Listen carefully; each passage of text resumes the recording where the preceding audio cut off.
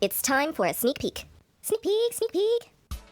How I define trust as choosing to risk making something you value vulnerable to another person's actions. So in effect, what that says is when you trust someone, you're saying, there's something important to me, something valuable to me, and I am willing to take the risk of exposing it to this other person, making it vulnerable to their actions, knowing that I can't actually predict their actions. Just like you said a moment ago, some consistency you can predict, but you can't always. Even someone you trust may do something unexpected that you had not considered, and suddenly their action can damage what you value. When you're feeling the pressure, take a moment to step back, pick up your marbles, and choose to lead with levity. Join us on the Lead with Levity podcast for fireside chats that will fill your bucket and help you get back to being the leader you were meant to be. Now here's your host, Dr. Heather Walker. So everyone, welcome back to the Lead with Levity podcast. And if it's your first time, welcome to the Lead with Levity podcast. I'm your host, Dr. Heather Walker, and I have the pleasure of introducing our next guest today. Our next guest is Charles Feltman. What you will love about him is he's an executive coach, a consultant, a best-selling author of The Thin Book of Trust, and what's really cool is his connection to Brené Brown, which I'm sure you get that a lot. You're like, stop talking about Brené. I'm Charles. I stand on my own too. Right? Really? It's like, okay, let's talk about Brené now. Actually, she's quite wonderful and a fantastic interviewer. And she has been a huge influence in terms of the sale of my books, because she seems to really value and appreciate the book and has said so publicly in some different venues. So I really appreciate her doing that. That's really cool, Charles. Yeah. How does it feel to be a muse? A muse. It sounds like you're Brené Brown's muse. Like you inspired her. Let's dial that back just a little bit. Just a little bit. It's not to muse level yet. Okay. No. For one thing, she really appreciated and continues to appreciate, I think, the way I define trust. She really connected with that, which a lot of other people do as well. But being Brené Brown and having like millions of people who connect with her, that kind of got out there. So that was nice. So how do you define trust? Okay, let's sort of dive in there, because a lot of people define trust in terms of their experiences. Like if I were to ask you how would you define trust, you'd probably come up with a few things that people do that you find trustworthy, right? Just name a couple. What comes to mind for you? I would say there is some consistency, some sort of integrity. I know that their words are going to align with their actions. I know that, for me, trust is, clearly I'm leaning so hard on the reliability side of it. But that's kind of what I think about. Like, can I consistently predict this person's behavior?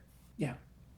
That's what most people say in some form or another. They have specific things that they think about in terms of defining trust and what trust means to them.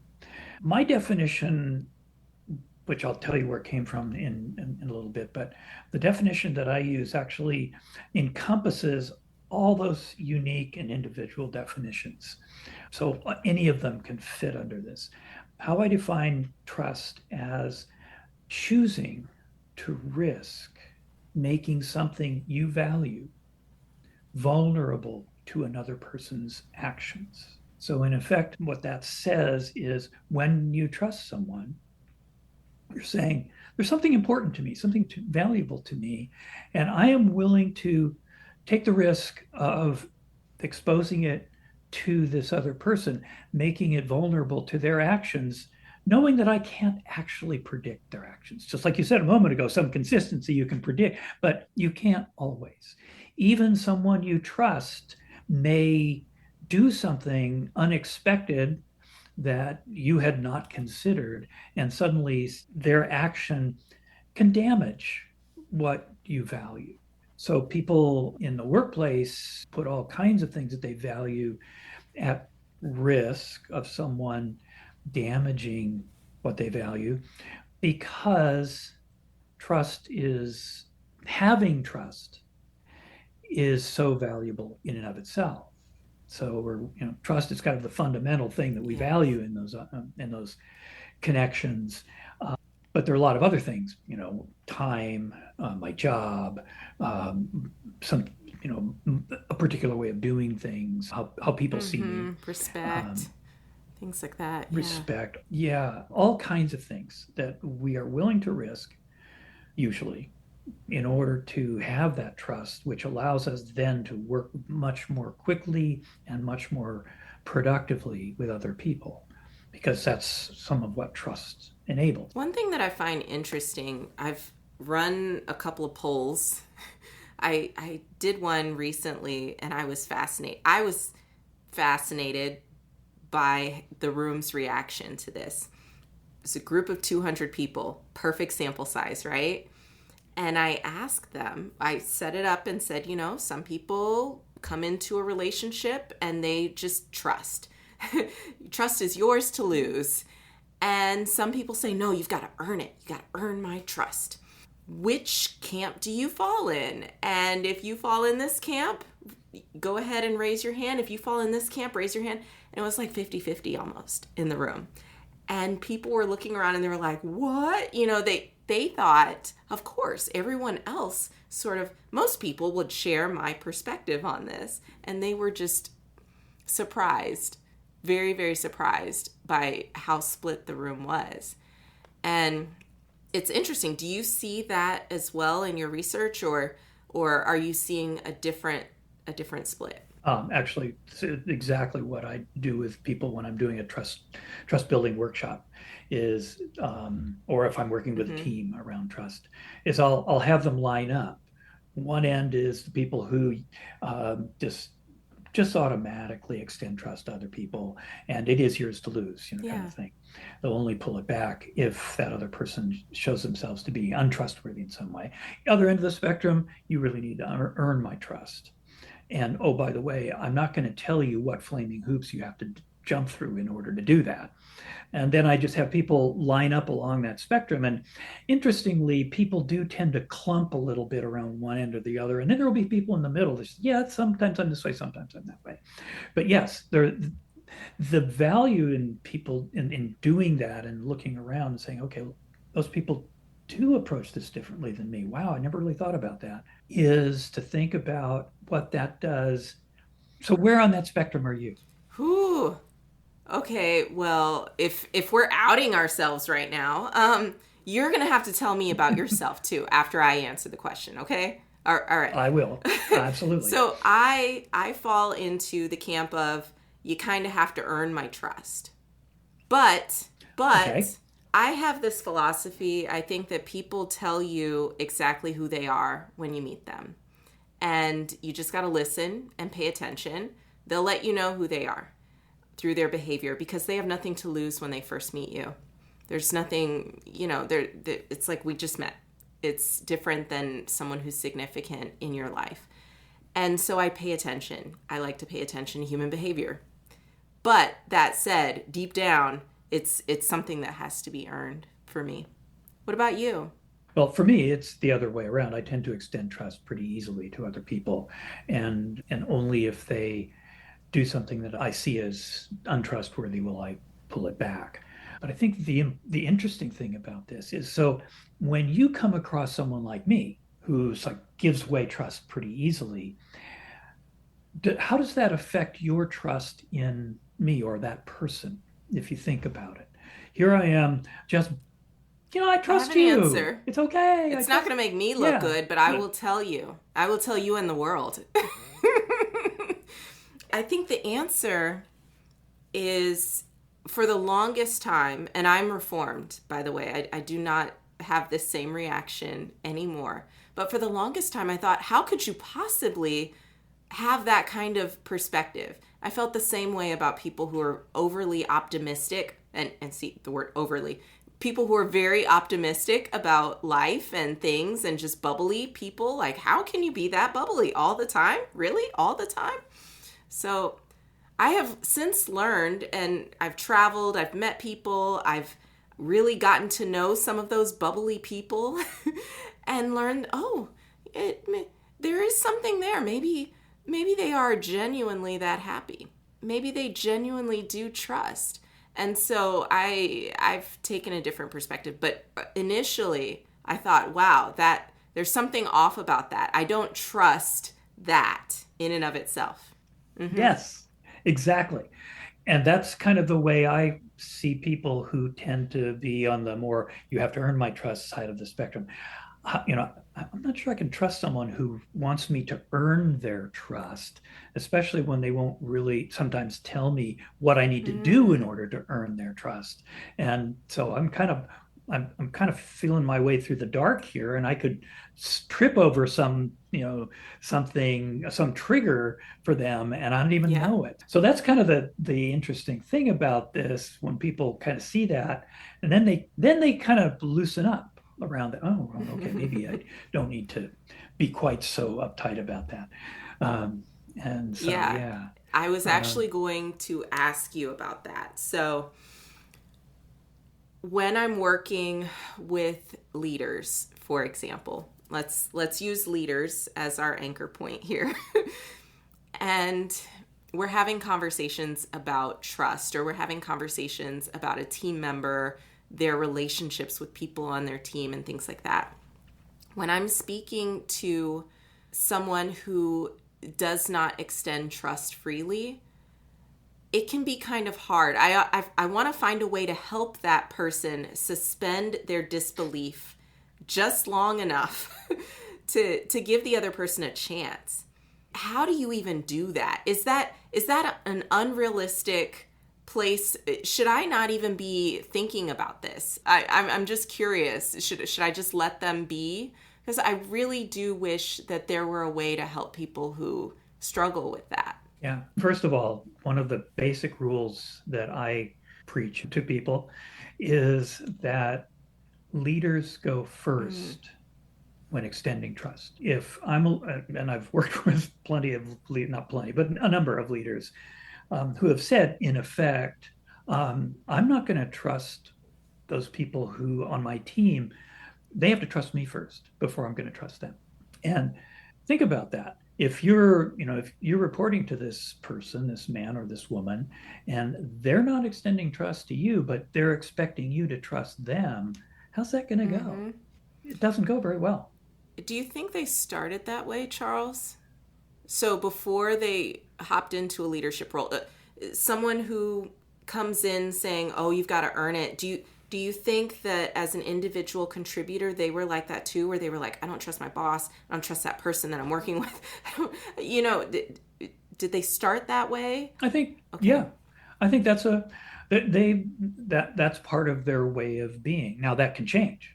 And that's been a worthwhile change that a number of leaders I've known and have worked with have made for themselves. Is, okay, I do need to, I get it. I need to extend trust to the people who work for me first before I can expect them to begin to trust me. And so they've kind of changed how they do that, recognizing that they can always pull it back if their trust in that other person turns out to be not reciprocated or not validated. So how do you help people trust each other? It's such a big topic, Yeah. Well, that's actually, for me, that there's I use a framework. Framework is in the book that I wrote, The Thin Book of Trust. It basically, first of all, I see trust as not binary. In other words, it's not Either I trust you completely or I don't trust you at all. That we can trust in some ways under certain circumstances and to a certain extent, and in other situations, maybe not so much. So my framework has 4 what I call trust assessment domains. Okay. That is areas in which we can make, going back to the definition, trust is choosing to risk making something I value. So we're making risk assessments, right? So how do we make those risk assessments? Well, I would say that we make them in 4 fundamental domains. One is the domain of care. That is to say, I trust that you have my interests in mind, as well as your own, but you certainly do have my interests in mind when you make decisions and take actions. So that's care. And we're in this together. You may not have my specific, if you're a leader and I'm one of 50 people or 100 people in your department or whatever, you're not going to necessarily have my specific, but you at least we have the same interests, or at least the shared interests. Best interest. I'm not going to talk mess about you when you're not in the room. Yes. Right. Exactly. And so that's one of the domains of trust, that we make assessments, we make that risk assessment. Does this person actually have my interests in mind? Or are they potentially going to undercut me at some point? The next domain, and you mentioned a couple of things in this domain, I call it sincerity. It's kind of a combination of honesty and integrity. That is, I trust that you will follow up what you say with actions that are consistent with that. Or in other words, you walk your talk. That you're not going to say one thing to one person and something different to somebody else. That when you say something, I can believe it. I can take what you say and go forward with it. So that's the domain of sincerity. Domain of reliability is really about, I trust that you will keep the specific commitments you make to me. Like if you say, I will have that project wrapped up, completed, all the pieces done by mid-February, that I'll actually have it. I'll actually do that. Or if something is happening outside of my control that's going to cause a problem, that I will let you know far enough in advance that we can then take some countermeasures to figure it out and see what we can do, bring on more people or whatever it is. But specific commitments that I make, which are usually time bound, right? So part of that is what's the time in which I'll have it done? What's it going to look like when I have it done? And we have agreements around that. And all of that is when I say I trust you in the domain of reliability, that you'll actually come through. Then the 4th one is competence. I trust that you have the skill, the experience, the expertise, the knowledge to do what I'm asking you to do, or to do what you're proposing to do. Or if not, you'll ask for help. You'll say so and ask for help. Okay. This is really similar to the RAINA dimensions of trust model in the workplace, where instead of 4, there are 3. And it outlines, I believe, competence, communication, and character might be the 3rd C. It's nice to see that there's so much similarity in this space. Because if you had come out and said something completely different, I'd been like, wait a second. I thought that trust relied on this. So with this model, care and sincerity and reliability and competence, can you maybe walk us through a situation where it's a tricky situation where trust is on the line and maybe even broken? How do we recognize what's going on here? That's a great question. And that is the question. How do we recognize, so that we can address it?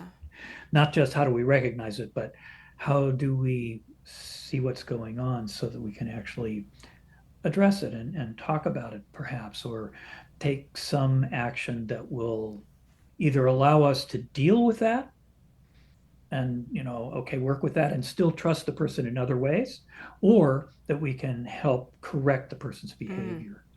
So let's see. Okay, I'll give you a good one. A colleague of mine, we were talking the other night over dinner with another person who is actually from Indonesia, so different culture. Okay. But he's a CEO of a company in Indonesia, and my colleague and I have worked with him in different contexts. And so my colleague was saying, "Oh yeah, there was this person that was always turning stuff into me late." Ooh. And so obviously that's the domain of reliability. So the assessment that she was making is this person is not reliable in the domain of reliability. I can't trust them to get this to me in the time that they committed that they would. And so what can I do about it? First of all, they still care. I still trust that that person has my interests in mind, even though they kind of mess up in this other domain, but they still have my interests in mind and our shared interests in mind. They're still honest with me. They're honest. I messed up again. And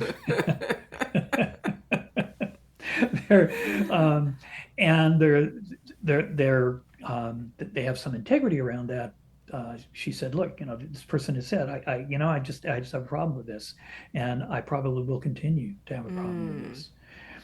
So honest and has some integrity around it. Competence, the work that this person did apparently was, good work. So the way that my colleague held it is, okay, I know that this person is going to turn really good work into me late. That's just how it's been. So what can we do about it? So she tried the conversations about it. That didn't work. So what she does now is just pad her, she just gives a deadline that's quite a bit further out than she really needs it. Okay. And did that work? So yeah, it's worked for her quite well for the last 4 years. Nice. So that's one way. She didn't just write the person off. I can't trust this person anymore. But she did write them off in that particular domain and figured out a workaround. I like. Oh, now, go ahead. Go ahead. I was just going to say I was just going to come up with another one in a different domain, but anyway, go ahead with what you were going to say. I like the idea of you can have a workaround. I also like it's not binary. We're humans. And it's very rare that something is going to happen that you can't come back from that. But as humans, we tend to make these snap judgments about people and just say, okay, in my mind, you are never going to come back from this. And it's something as simple as they didn't turn their work in on time. And I love that this allows for a little bit of humanity, realism, to just bring that back into the conversation. How can we make this work? Because I do enjoy working with you. Yeah. So I'll give you another example in the domain of care. A leader that I was working with who found that the people on his team, he was kind of getting this feedback from other people not on his team, but his peers who had heard it kind of through the grapevine, that his team members didn't trust him in some ways. And so he was trying to work it out, figure out what was going on so he could do something about that, because he really understood that trust was important. So I helped him formulate some questions that he could ask people on his team and do so in a way that hopefully they would trust him enough to give him honest feedback. Yeah, that's key. And they, fortunately for him, they did. And what it turned out was that they didn't feel like he actually had their interests in mind. And a big part of it turned out, was that they had been asking, all of them on the team had been asking at one point or another for career professional development support. They would have once a year, they'd have their annual review, and they all, got decent reviews. But what they wanted was, where do I go from here? And you're not helping me. You're not helping me with that. And this is a big thing for me. I'm not trusting that you really care about me in that respect. And so for him, that was a big aha, because he hadn't thought about it. He was like, Yeah. okay, they're here, they're working, they can figure it out.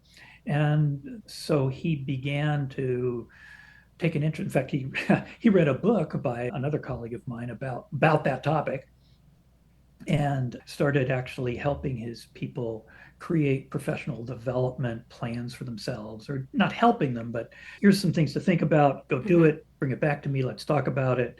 If there are things like going to, learning certain things, going to get some education or something, that's great. We'll talk about the cost of that and how we do that. And boy, it changed that assessment that they had about his care of them. Wow. That's really interesting, because we go through life not really recognizing all the time how our behavior impacts other people. And if they don't tell us, how are we going to know? How did he even find out? Well, so like I said, he'd gotten sort of through the grapevine from his peers. He had heard that there was some, and here's part of the problem, of course, that you were talking about earlier.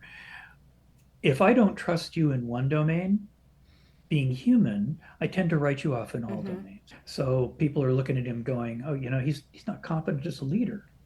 He's missing these, he's got these big blind spots, and he's, missing this.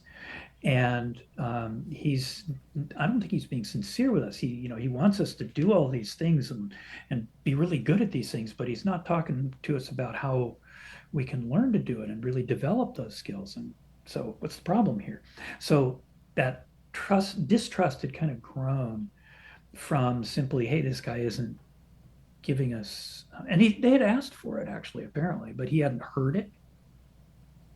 How we just kind of have our blind spots, and that was in his blind spot, and he hadn't heard it.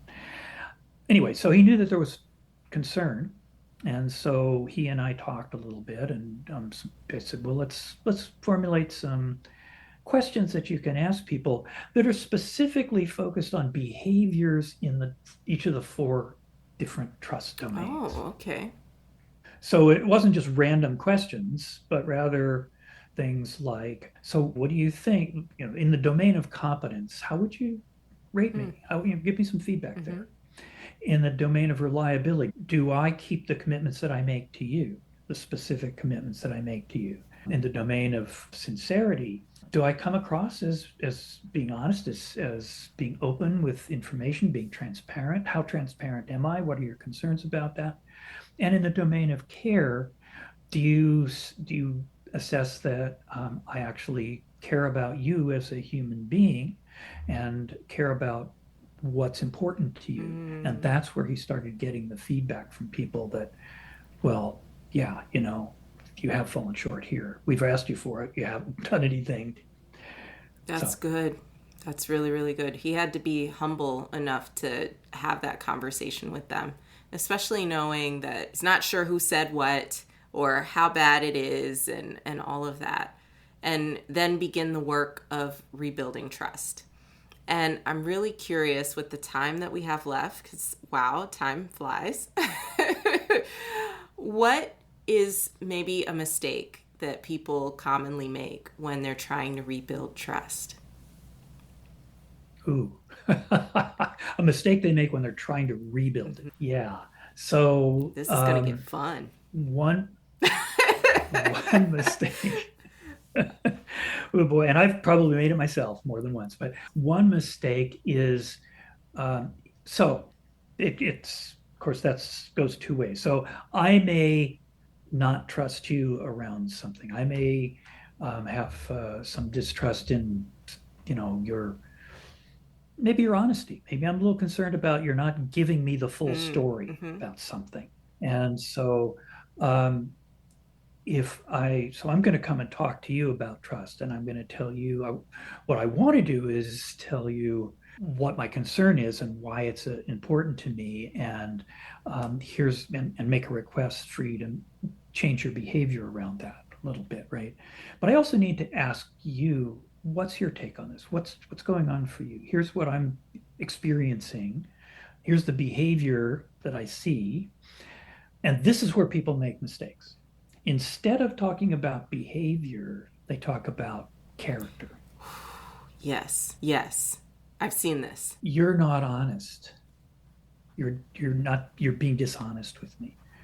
Oh, okay. What does that actually mean? What's the behavior? Well, twice now in the last month, you've told me things that I later found out were different or were not true or not accurate. And these are those things. This is what you told me, and that I later heard from someone else or in some other way discovered that was not true. And this is the source of my concern around trusting you in this domain of sincerity. Mm-hmm. And so rather than attacking the person as dishonest, I'm saying, here's the behavior, here are the facts, or as close as I can get to the facts. Right, exactly. As opposed to, you're a liar, you lie all the time, and then it just spirals from there. Yeah. Right, yes. Oh, this is so good. I really appreciate this conversation, Charles. Question for you. Knowing what you know about where we are in history, we just started this year, and I think I saw something. I'm going to have to look for the reference to this. Trust is at an all-time low right now. The trust score of society is at an all-time low. What are your hopes for the world right now? Boy, thank you. That's a great question.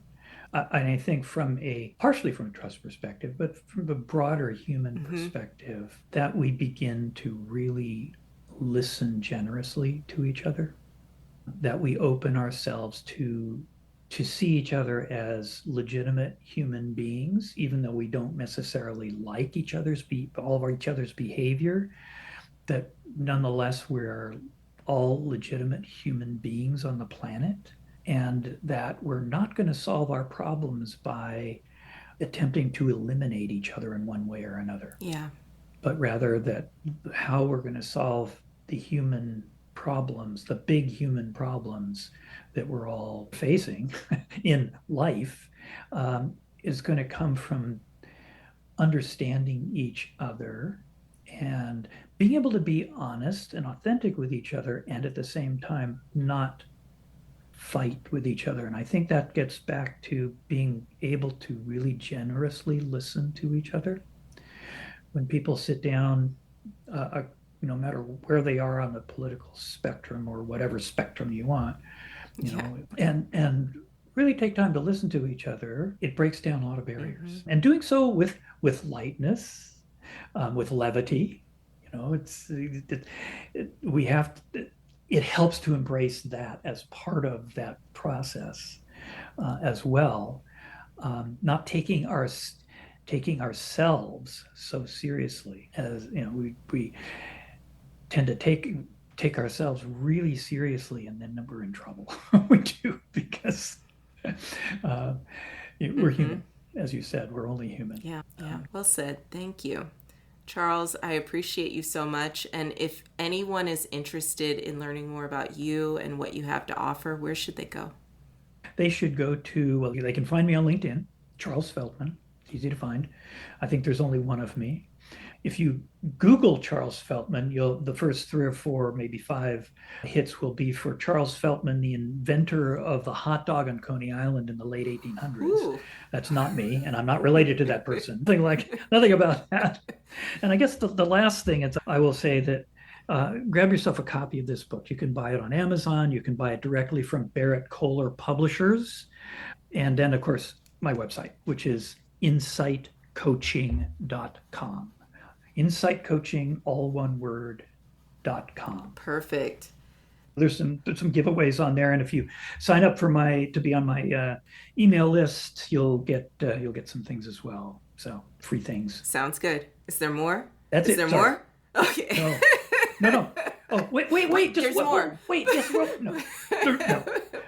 But remember, you're not old enough to remember those Ginsu knife commercials. And the ShamWow and all of that. Yeah. But wait, there's more. And everything was always $19.95 for some reason. Or 10 payments everything. of $19.95. Yes. Okay.